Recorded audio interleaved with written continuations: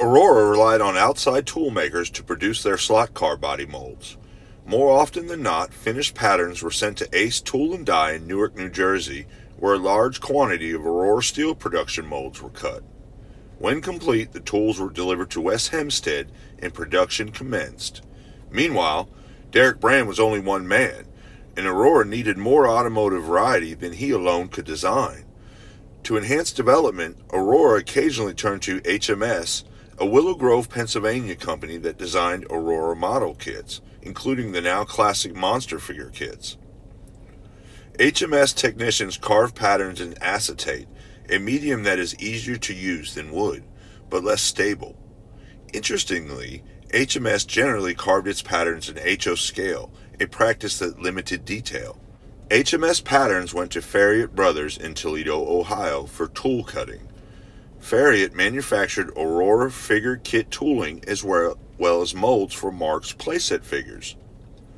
Unlike the cut steel molds produced by Ace, Farriott produced tooling by the lost wax method in beryllium copper alloy. The result, a quicker and less expensive process for Aurora. Production, of course, was concentrated at West Hempstead. At first, Aurora standard molding machines did all the work, producing bodies for 4-cavity molds. However, after a few years, Giammarino switched to smaller, German-made Arbug machines. The Arbugs molded only one body at a time, but they were fully automated. One worker could tend several machines, and in Joe Giammarino's words, they went like jackrabbits. The magic of Aurora marketing. On the marketing front, Aurora went to the real racing world for model motoring's first spokesman, former world champion Grand Prix driver Stirling Moss. As Bill Silverstein felt, what better presentation could Aurora make to kids across America and to their parents' wallets than a heroic racing hero?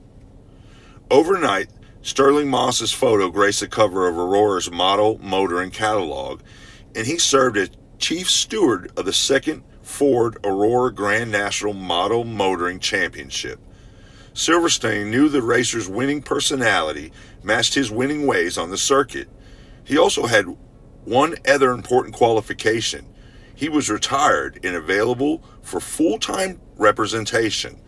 Silverstein didn't want his spokesman killed in a racing accident. Aurora retained the same basic format for the second Grand Nationals. Changes enhanced the competition. Aurora added 2 more trophies to the dealer race package and included a cardboard used car lot display. The idea was for dealers to take old cars as partial payment for new ones, then resell the old cars to enthusiasts. Entrants received a 427 car decal. The final change, the 8 national finalists were selected from time trials, eliminating regional competitions and the need for contestant travel. The Grand National Finals were staged in the Mercury Ballroom of the New York Hilton, with more than 200 spectators watching the action on the 3 drag, rally, and Mille Miglia tracks. True to his new role, Stirling Moss mingled with the crowd. Car Model Magazine's L.T. Shaw, November 1963 issue, found him a warm, friendly man, intensely interested in all aspects of the contest and extremely easy to talk to. Silverstein's magic was working. Shaw also noted the crowd's enthusiasm. I overheard one boy's mother explain the differences between vibrator motors and the new Thunderjet 500 to a curious bystander as calmly and correctly as if she were discussing a cake recipe. The 4 best drivers appeared on the August 20th Tonight Show. The slowest qualifier was 12-year-old Ronnie Kohlrick of Rapid City, South Dakota, who was assigned lane 1 after the other drivers had picked their lanes. The race started with wild spinouts by all 4 drivers, but Kohlrick settled down and pulled away from the other boys. The race became a runaway when the others were pressed into mistakes while trying to catch up. Kohlrick explained that he was less affected by the pressure of the televised race because he was too young to appreciate what was at stake. His dad owned a hobby shop, and Ronnie had spent up to 5 hours a day honing his driving skills. When Carson presented Kohlrick with his trophy in 1963 Ford Thunderbird, Ronnie exclaimed, "Neat, man. I'll let my dad drive it sometimes." Host Johnny Carson quipped, "You mean he wins a Thunderbird for that?" The need for standards. Slot car racing's popularity was growing beyond the basic home road racing set. Aurora's Grand National was nationally known, and competitions sponsored by other manufacturers, clubs, and model car magazines vied for attention. While the vast majority of racing sets were sold for home use by kids, a growing number of hobbyists were transforming slot racing into a sport. Aurora president Abe Sykes saw this as another potential market. Consultants Rich Palmer and Dick Schwarzschild approached Sykes with the idea of founding a national slot racing association.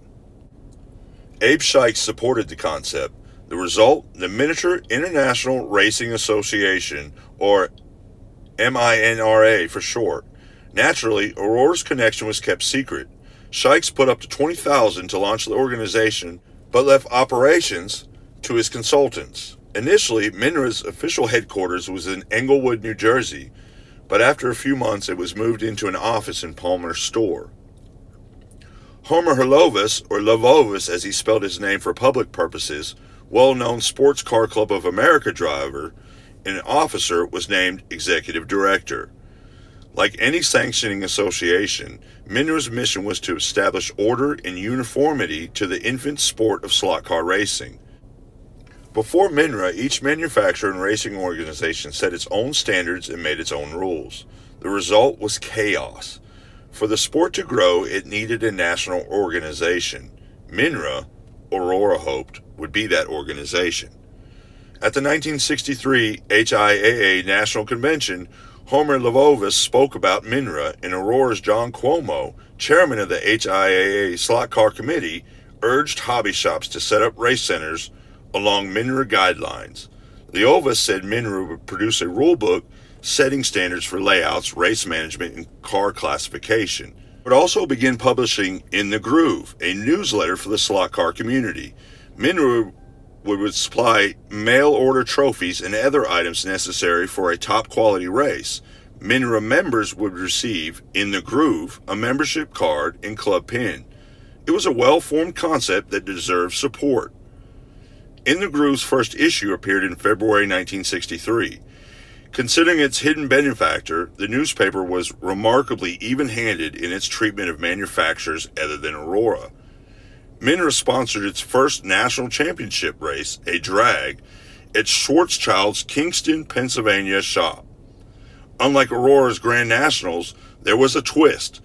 Competitors mailed their cars to Schwarzschild's shop, where they were raced by MINRA's team of experienced slot racers. The fastest car was Gene Wagner's HO Thunderjet-powered Corvette, which covered the scale half-mile in just 2.451 seconds, 820 scale miles per hour. Aurora was so pleased it reported the accomplishment in its 1964 catalog. Beat the champ.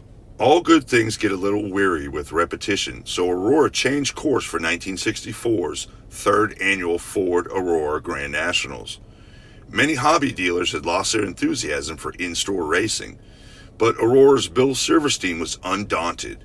He developed Beat the Champ, an in-store racing concept that featured an 18-inch by 66-inch oval based on Ford's Dearborn, Michigan test track.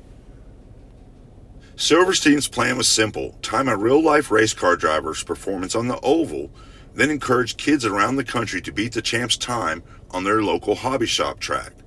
Those who did received gold-plated Ford Mustang pins. The contest would last only 2 weeks, and the finalists would be the 7 fastest regional qualifiers. Bill Silverstein selected Aurora's model of the new Ford Mustang as official car. Aurora supplied participating hobby shops with special candy-colored hardtops, 1501, for use in the time trials. This and all subsequent Grand Nationals would require stock cars. One rule: the Mustangs could be tuned but not modified. The finalists would receive Aurora Mustangs upon arrival in New York, giving them just 24 hours to adjust the cars to their liking. The previous year's Grand Nationals had featured retired racing champ Stirling Moss as Aurora's celebrity. For Beat the Champ, however, Bill Silverstein felt it necessary to have a current racing star represent the contest.